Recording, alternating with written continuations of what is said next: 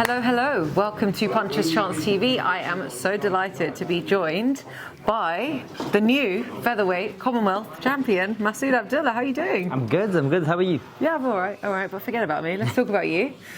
That was an incredible performance. A lot of people were not expecting that performance from you. A lot of people we were going into the fight with a lot of people saying that Marc Leach is actually like far more experienced than you. He's a veteran of the sport, as we know, and your experience is not as, as lengthy as his. Yeah, I think I saw the stats. Like, I had 37 rounds under my belt. He had like 131 or something. So the experience level was vastly different.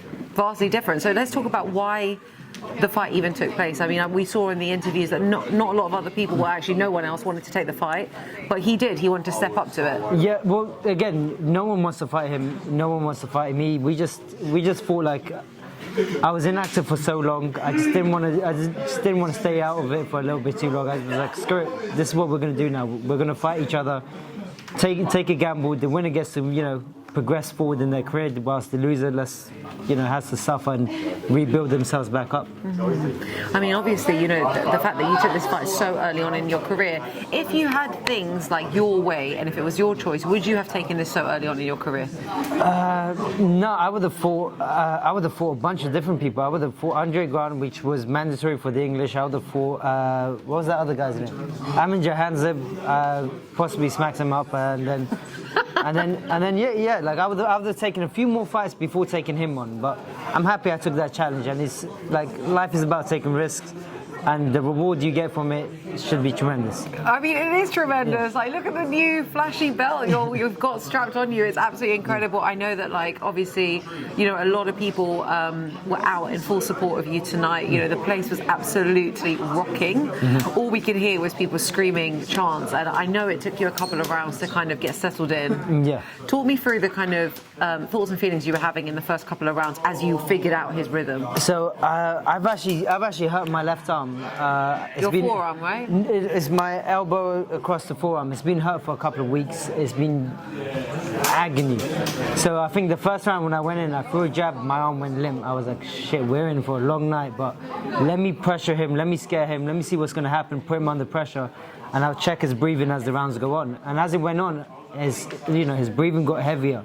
I saw his legs slow down a little bit, and that's when I took my chances and really went at it. I mean, I would say that probably from the fourth, fifth round onwards, he started really tiring. Yeah. And you could see like a noticeable difference. And the thing about you, Mas, is like your engine is top notch. You never ever fail. And so it was in those moments where it was just like you were stepping on the gas, applying that pressure, and much to your credit, you were just throwing punches everywhere. Yeah, that I have to thank to my new strength and conditioning coach, Philip Bow. And I mean, I don't like the guy because the amount of runs he's made me do is hellish. But, it's built my fitness up and hopefully made me a better boxer, a better fighter. Yeah, I mean, how does it feel? I mean, you've got a Commonwealth title strapped to your shoulder. How does that feel for you? Don't do that. Don't do that typical Masood thing. It feels good. More than the belt, it feels good that I've beaten Marc Leach. That's what I'm happy about, because Marc Leach is one of the guys who I looked up to at the sport, and I still can't believe that I stopped this guy. Like, out of everyone, I stopped Marc Leach. Like, I know. He's such a tough guy, such a tough contender. Such a tough contender. Yeah. He's been in there with some top guys in the division. Yeah. Do you feel that now when people, I mean, as they should have been from the start, but do you feel now when your name is mentioned in conversation, it's actually going to be mentioned with a lot more respect that you deserve? Hopefully. Let's see. I mean, I feel like now that my name is going to be out there in the featherweight division a little bit more, I still have an opportunity to go down to super bantam and see what they're saying. But, it should be at the tip of some people's tongues, especially at that division, because I'm supposed to fight for the British title, I'm supposed to fight for the Commonwealth. Let's see what happens. Yes. Yeah. So what's next for you? I want to rest for a little bit because I've been in camp since March.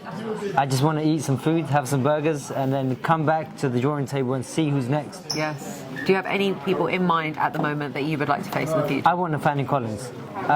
So I was told, like, if I win this fight, I'll get to fight him next, and that's the guy I want. I feel like I can defeat him. I feel like I can beat him.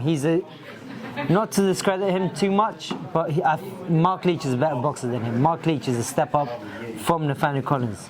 I mean, who has Nathaniel Collins really fought or beat? Yes, aside from James B. Jr. Yeah, absolutely.